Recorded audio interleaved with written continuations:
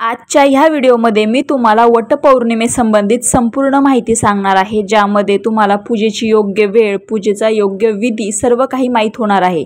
ज्यामुळे कितीही म्हणजे अगदी 50 ते 60 वर्षाची महिला असो किंवा जिचं नवीनच लग्न झालेलं आहे अशी मुलगी असो, तर त्या सर्वांसाठी हा व्हिडिओ खूप महत्त्वपूर्ण ठरणार आहे। त्यामुळे हा व्हिडिओ शेवटपर्यंत नक्की बघा आणि चॅनलवर नवीन असाल तर चॅनलला सबस्क्राईब करून ठेवा, कारण मी माझ्या ह्या चॅनलवर धार्मिक आणि वारकरी सांप्रदायिक रिलेटेड व्हिडिओज घेऊन येत असते। वटपौर्णिमा 2024 पूजेचा तिथी ज्येष्ठ महिन्यातील पौर्णिमा तिथी शुक्रवारी 21 जून रोजी आहे। त्यामुळे या दिवशी स्त्रिया वटपौर्णिमेचं व्रत करतील। पौर्णिमा तिथी 21 जूनला सकाळी 7:31 सुरू होईल, म्हणजे 7:30 वाजता, आणि 22 जूनला संध्याकाळी 5:37 संपेल, म्हणजे 5:30 वाजता। मग नक्की वटपौर्णिमेचा शुभ मुहूर्त कोणता, म्हणजेच वडाची पूजा करण्याचा योग्य वेळ कोणता? वडाच्या झाडाला पूजण्यासाठीची वेळ 21 जून रोजी सकाळी 5:24 ते 10:30 असणार आहे। म्हणजे तुम्ही 10:30 ते 11 पर्यंत कधीही वडाची पूजा करू शकता। वटपौर्णिमेचा पूजाविधी सकाळी वटसावित्री व्रताचा संकल्प करावा। सकाळची कामे उरकल्यानंतर म्हणजे सर्वच अंघोळ वगैरे सर्व सुवासिनींनी सौभाग्य अलंकार परिधान करून देवाची प्रार्थना, देवपूजा, तुळशीची पूजा करून वडाच्या झाडाजवळ एकत्र जमावं। म्हणजे थोडक्यात तुमचं काही जे काही काम असेल ते सर्व उरकून तुम्हाला वडाच्या झाडाजवळ पूजेला जायचं आहे 11च्या आत। वडास हळद कुंकू वाहून आंबे आणि दूध साखरेचा नैवेद्य दाखवावा। अजून तुमच्याकडे काही वेगळी प्रथा असेल तर तेही तुम्ही त्यात ॲड करू शकता, परंतु जितकी माहिती मला सापडली तितकी मी तुम्हाला देत आहे। हळदी कुंकू, काळी पोत, छोटी काळी पोत असते ती, तुम्हाला हे सर्व एका ओटी भरणामध्ये मिळूनच जाईल, ते तुम्ही कुठूनही घेऊ शकता। हे सौभाग्य अलंकार एकत्रित अर्पण करायचे आहे आणि 5 सुवासिनींची आंबे व गव्हाणे ओटी भरायची आहे। गहू जे असतात त्यांनी ओटी भरायची आहे। वटपौर्णिमेच्या पूजेसाठी ताटात लागणारे साहित्य: हळद, कुंकू म्हणजे एकत्रित करांड घ्यायचं आहे, धूप, दीप, उदबत्ती यात तुम्हाला जे काही शक्य असेल, दीप तर घ्यायचाच आहे, निरांजन त्याच्यामध्येच तुम्ही दिवा लावून घ्यायचा आहे, 5 प्रकारची फळं, फुले, वडाला गुंडाळण्यासाठी पांढरा मोठा धागा, पाणी भरलेला लहान कलश, पंचामृत, हिरव्या बांगड्या आणि ओटी भरण आणि आंबे। हे तुम्हाला बाकीच्या स्त्रियांची ओटी भरायची असेल त्यासाठी आंबे लागतात, आणि वडाला अर्पण करण्यासाठी पण एक आंबा किंवा एक फळ कोणतंही ठेवू शकता तुम्ही, परंतु आंब्यांचा सीझन असतो त्यामुळे आंबे वाहण्याची प्रथा आहे। वटसावित्री पौर्णिमेच्या दिवशी पाळण्याचे नियम: हे नियम बऱ्याच स्त्रियांना माहीत नसतात, त्यामुळे हे सर्व तुम्ही लक्षपूर्वक ऐका आणि तुमच्या आसपास जर कोणी या चुका करत असेल तर त्यांनाही तुम्ही समजावून सांगा।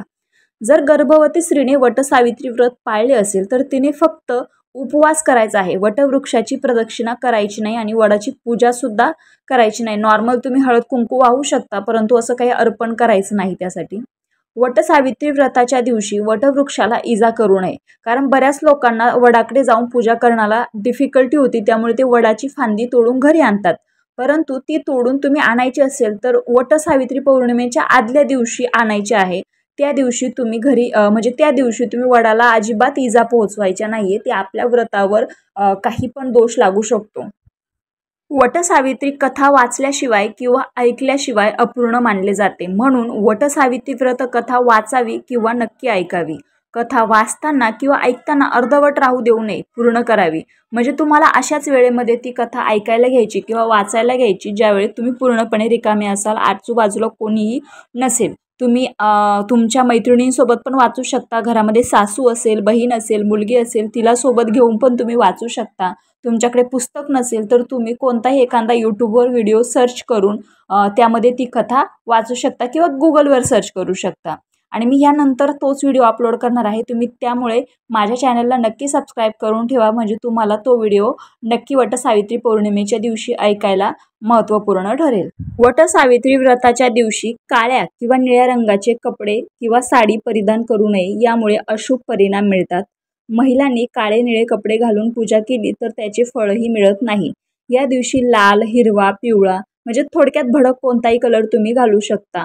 त्या रंगाच्या साड्या असेल तर साड्या, कोणाला साड्या शक्य नसेल तर ड्रेस परिधान करू शकता।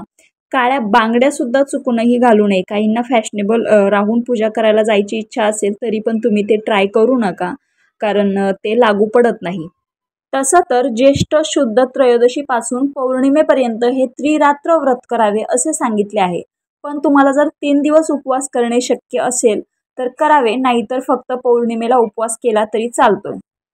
मग वडाच्या झाडाचे नक्की धार्मिक महत्त्व आहे तरी काय? धार्मिक मान्यतेनुसार वटवृक्षाचे झाड त्रिमूर्तीचे प्रतीक आहे. सालात विष्णूचे, मुळात ब्रह्मा आणि फांद्यांमध्ये शिवाचे प्रतीक आहे. हे झाड दीर्घकाळ अक्षय राहते म्हणून त्याला अक्षयवट असेही म्हणतात. सौभाग्यवतीचे वरदान मिळण्याबरोबरच आरोग्यासाठीही या वटवृक्षाची पूजा केली जाते. भगवान शिवही वटवृक्षाखाली ध्यान करत असतात. वटवृक्ष अनेक औषधी गुणधर्मांनी समृद्ध आहे.